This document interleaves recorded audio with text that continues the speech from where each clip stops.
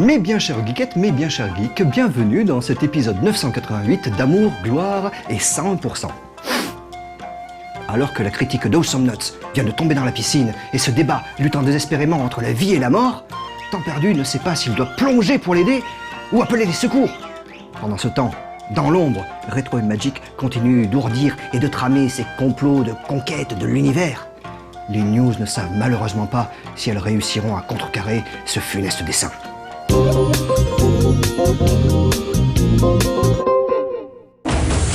Alors que les férus de StarCraft 2 attendent toujours le prochain épisode du jeu, Heart of the Swarm, Blizzard vient d'annoncer de nouvelles fonctionnalités dans cette future version. Tout d'abord, il sera possible de reprendre une partie en cours depuis un replay. Ceci concerne bien sûr le monde du sport électronique et vise à permettre aux joueurs de reprendre une partie après un plantage éventuel. Mais on peut déjà imaginer beaucoup d'applications où les joueurs pourront reprendre à tout moment la main sur une célèbre partie d'un champion. À côté de cela, Heart of the Swarm permettra aussi d'affronter des joueurs du monde entier, ce qui n'était pas possible aujourd'hui avec Wings of Liberty, ainsi qu'un système officiel de clans pour les joueurs. La sortie est toujours prévue pour fin 2012. I am the Swarm. Vengeance shall be mine.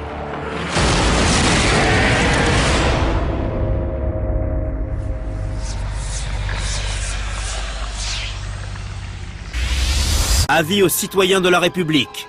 Le Conseil de la Santé et de la Sécurité a modifié ses recommandations face au cas extrême de la maladie des ragoules. Le MMORPG de BioWare et Electronic Arts, Star Wars The Old Republic, a perdu des abonnés sur les derniers mois. Alors que le jeu annonçait 1,7 million en mars, ce chiffre a baissé de 25% et se situe à 1,3 million début mai. Selon l'éditeur, cette baisse s'explique par la fin de compte d'essai et le départ de joueurs occasionnels. Le futur du jeu ne semble pas menacé, car Electronic Arts avait annoncé que son seuil de rentabilité se situait autour des 500 000 abonnés. BioWare a de son côté annoncé un système de recherche de groupe pour les zones litigieuses dans le prochain patch 1.3.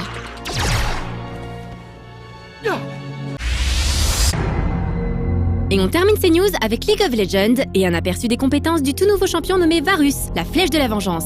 Un personnage doté d'attaques à longue portée pouvant aussi bien lourdement blesser qu'infliger des malus aux champions adverses. Malgré sa réputation qui n'est plus à faire, on se risque tout de même à rappeler que League of Legends est un MOBA développé par Riot Games et compte aujourd'hui des millions de joueurs actifs.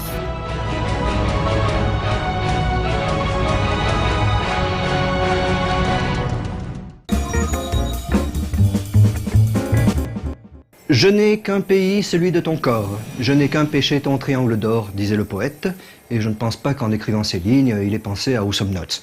Puisque bon, c'est un jeu un petit peu style cartoon, avec des plateformes. Et bon, en plus, on peut y jouer à 3 contre 3. Et 3 contre 3 pour un seul triangle d'or, ça fait beaucoup.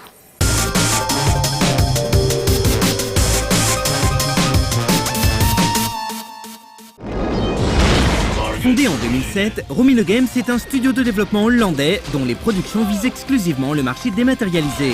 À l'origine du freeware qui donne naissance à la série de Blob chez THQ, l'équipe se sera surtout fait connaître en 2009 avec le sympathique Swords and Soldiers, une sorte de RTS paru sur WiiWare et qui avait la particularité de se jouer via un scrolling horizontal. Après 2 années passées à porter ce premier succès sur le scène, PC, Mac et plateforme iOS, Romino Games s'est enfin décidé à tourner la page. En effet, il y a quelques semaines, le XBLA et le Sen ont accueilli sa toute nouvelle production qui répond au nom ultra classe d'Awesome Notes.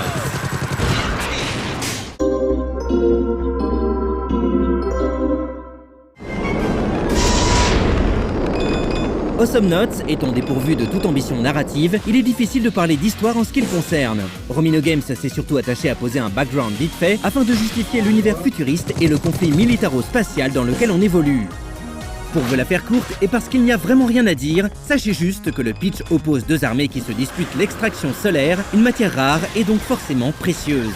En tant que joueur, on incarnera des mercenaires recrutés pour la bataille, mais sans jamais pouvoir prendre parti pour un camp plus qu'un autre.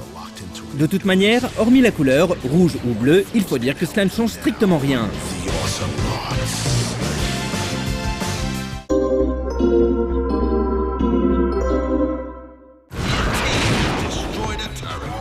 Awesome Notes est un MOBA, ce qui fait de lui un jeu exclusivement multijoueur.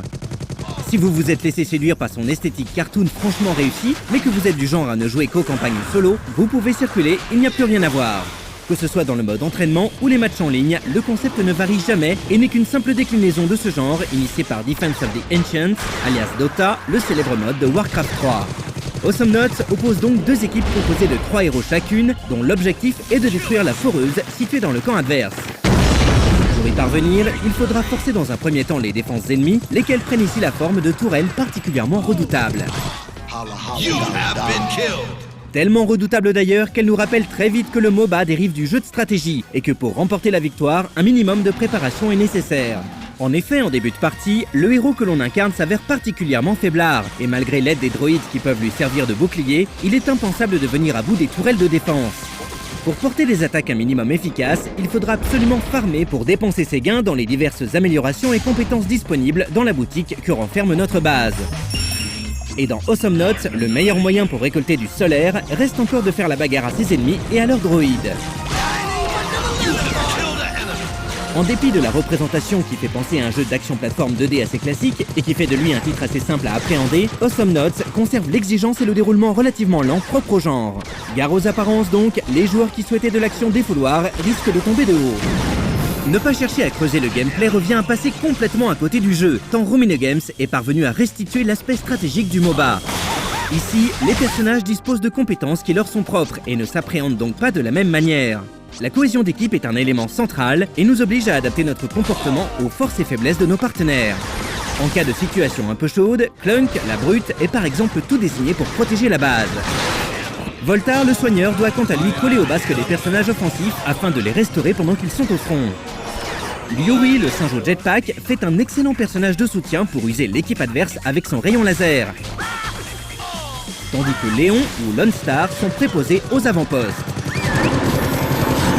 Le choix du héros que l'on va incarner est donc particulièrement important, d'autant qu'il n'est pas possible d'en changer lors des respawns. Aussi, pour ne pas perdre du temps à chercher des bonus de vie ou à multiplier les téléportations pour se retrouver en sécurité au sein de la base, il est impératif de bien prendre en considération la compo de son équipe et de s'unir dans l'effort. Si le concept peut sembler particulièrement répétitif, Romino Games a heureusement eu la bonne idée d'inclure un système d'expérience pour inciter les joueurs à persévérer. En effet, en fonction de l'issue des matchs, notre profil de joueur accumulera des points qui le feront grimper de niveau, ce qui aura pour conséquence de débloquer petit à petit tous les personnages ou encore des améliorations et des compétences supplémentaires. À mesure que les parties s'enchaînent, les possibilités de gameplay s'étendent et la dimension stratégique avec. Et forcément, dans un genre comme le MOBA, il ne peut pas s'agir d'une mauvaise chose.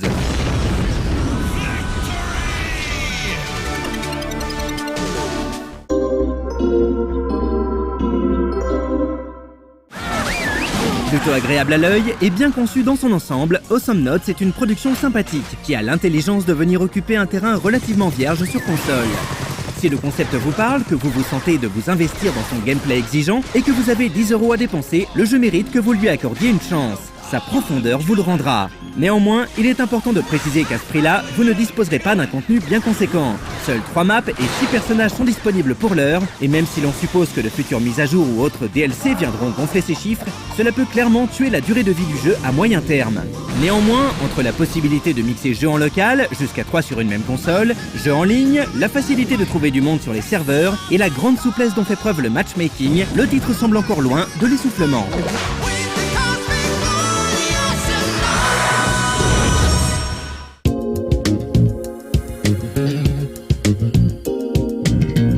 Attends, je me suis entraîné, je t'assure, je peux le faire, attends, je suis prêt, ça y est. Bouge pas, attends.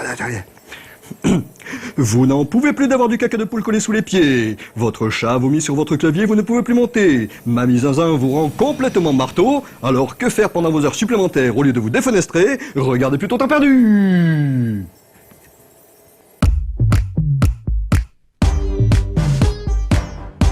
Bonjour. Ah, désolé monsieur, pour les 3 prochains mois à venir, il ne me reste que des rendez-vous entre 20h et 21h. Bon bah, va pour 20h alors. D'accord, la consultation sera donc majorée de 25 €. Mais alors que faire durant vos heures supplémentaires? Bienvenue au temps perdu. J'ai jamais eu de bol. Non, je vous assure, hein, la chance c'est pas mon truc. J'ai eu beau essayer tous les gris-gris possibles, rien n'y fait. Et même les puissants dons de médiumnité des plus grands marabouts n'ont jamais fonctionné pour moi. Bref, j'ai la loose. D'ailleurs, pas plus tard qu'aujourd'hui, alors même que je suis en retard pour rendre mon émission, et que je me fais houspiller par notre ingé son bien-aimé, paf, la loose.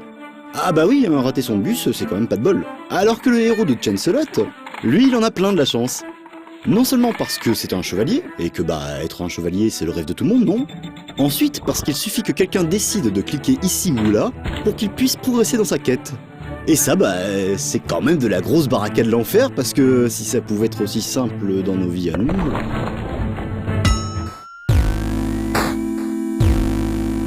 Et le héros de Rush Hour Plus, c'est pareil. Il a quand même une vie bien cool. Ok, il est resté esclave d'extraterrestres reptiliens pas beaux pendant plusieurs années, mais, et d'une, il a le droit de prendre des vacances, et de deux, il a été élu employé de l'année. Alors moi je dis que c'est bien.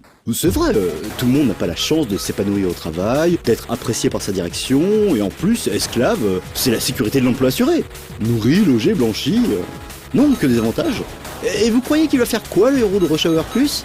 Bah oui, et qu'il est pas content, et qu'il veut croire en une autre destinée, blabla et blabla. Du coup, il prend sa voiture de l'espace, il dézingue d'autres véhicules de l'espace aussi, et il s'en va affronter un vaisseau alien. Il y en a quand même qui n'ont pas de respect pour la valeur travail, moi je vous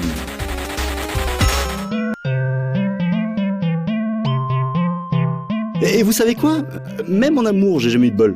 J'ai eu beau tout tenter, les sites de rencontres, les fast machins, les restos en aveugle, j'ai même essayé les free hugs. Eh non seulement c'est la honte, mais en plus, personne ne voulait de moi. Alors que l'ours de The Beer of Love, lui, tout le monde l'embrasse. Bon, en même temps, il leur laisse pas tellement le choix. Mais bon, c'est injuste, non ? Même que quand ils s'achètent des costumes ridicules, ça marche encore mieux. Non, y a pas de justice. Tiens, la preuve. J'ai toujours détesté Mario. Pourquoi ? Parce que c'est maniable comme une ponceuse électrique ou on épluche légumes. Alors quand je commence une partie, il se passe ça. Mais la logique voudrait que si je pouvais contrôler un autre personnage, comme au hasard Simon Belmont, que lui j'aime beaucoup, ça devrait se passer beaucoup mieux. Eh bien non. Pas de bol que je vous dis. Et j'ai beau essayer tous les personnages de Super Mario Crossover 2.0, ça ne change rien, je suis toujours aussi ridicule. Alors moi je dis, c'est tout juste. D'autres plus avisés pourraient me faire remarquer qu'échouer si souvent dans un jeu vidéo, c'est bien. Car oui, si on y regarde bien, ça permet d'y passer plus de temps. Et ça, comme chacun sait, ça tombe plutôt bien, vu qu'il faudrait voir quand même et ne pas oublier que...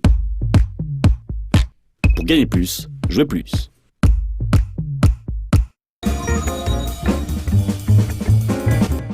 Et pour qu'on ne puisse pas me reprocher quand même d'avoir fait un 100% qui ne servait encore une fois à rien, où on n'apprenait rien, je partage avec vous quand même le fait que j'ignorais que le game designer de Populous était Peter Molineux. Voilà, donc... Ouais, mais en même temps, c'est pas moi qui vous l'apprends, puisque de toute façon, il va certainement le dire dans Rétro et Magique. Oh là là, décidément, ce 100% n'aura servi à rien.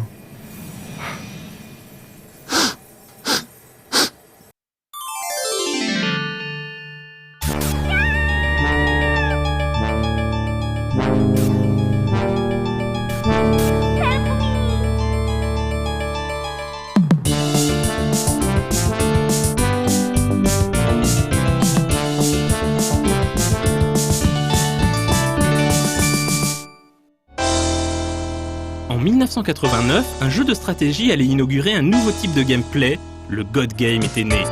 Derrière ce nouveau genre, un studio de développement britannique, Bullfrog, et un game designer au nom entré dans la légende, Peter Molineux.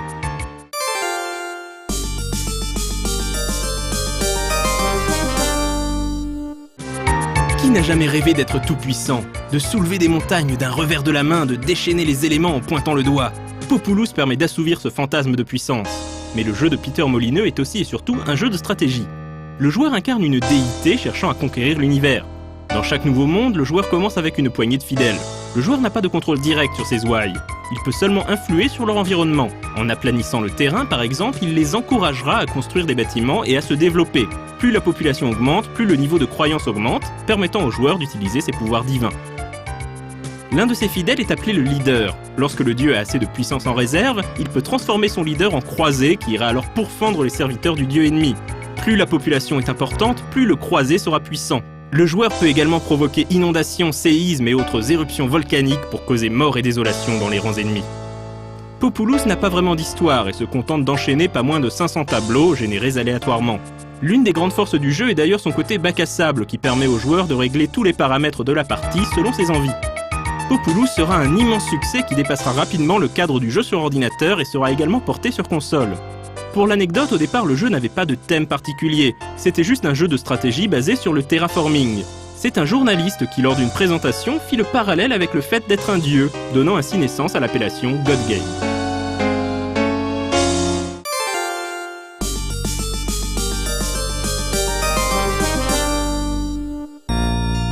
2 ans après l'immense succès rencontré par Populous, Bullfrog et Peter Molineux lui donnent une suite, Populous 2. Sous-titré Trials of the Olympian Gods, ou les épreuves des dieux de l'Olympe en bon français, cette suite affine le gameplay de l'original et propose une vraie campagne solo. Le joueur incarne un jeune demi-dieu dont il peut personnaliser l'apparence et va devoir affronter les dieux grecs pour gagner sa place au sein de leur panthéon. L'un des aspects les plus intéressants de Populous 2 est la dimension RPG. Le joueur n'a pas accès d'office à tous les pouvoirs et devra les apprendre en dépensant des points de compétences obtenus au fur et à mesure de ses victoires. Les pouvoirs divins sont d'ailleurs beaucoup plus nombreux et variés que dans le premier épisode. Fort d'un gameplay plus cohérent et de graphismes plus fins, Populous 2 est une digne suite d'un jeu légendaire.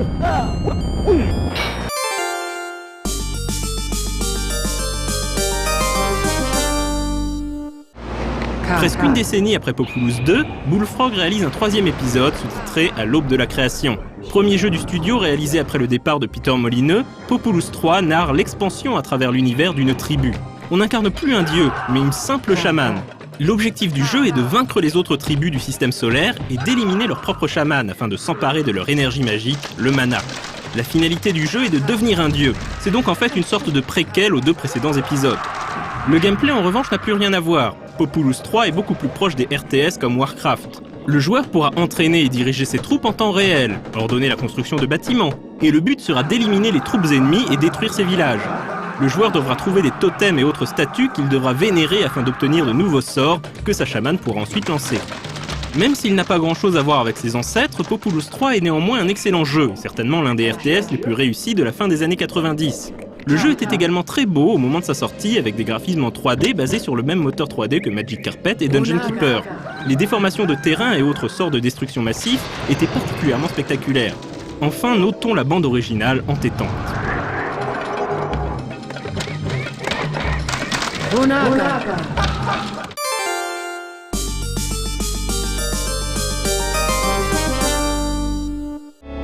Avec la fermeture du studio Bullfrog, la licence Populous resta en sommeil pendant de nombreuses années. Electronic Arts l'a ressortie du placard en 2008 en sortant une version DS très fidèle au gameplay d'origine. Quant à Peter Molineux, après son départ de Bullfrog, il fonda le studio Lionhead et réalisa Black and White, un god game considéré comme un successeur spirituel à Populous.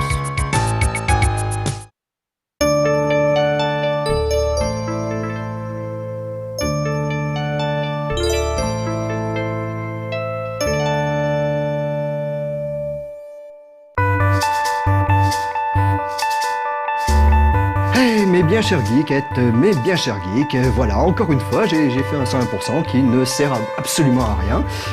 Mais c'est pas grave, je vais m'en retourner dans ma petite chaumière, tout en paille, et puis avec un coup de tornade, je vous retrouverai dans un joli pays chaud enchanté, et même de là-bas, je vous enverrai des cartes postales où je vous ferai plein de gros bisous, des gros bisous plein de soleil, et puis on sera tout bronzé partout, tout nu et tout bronzé.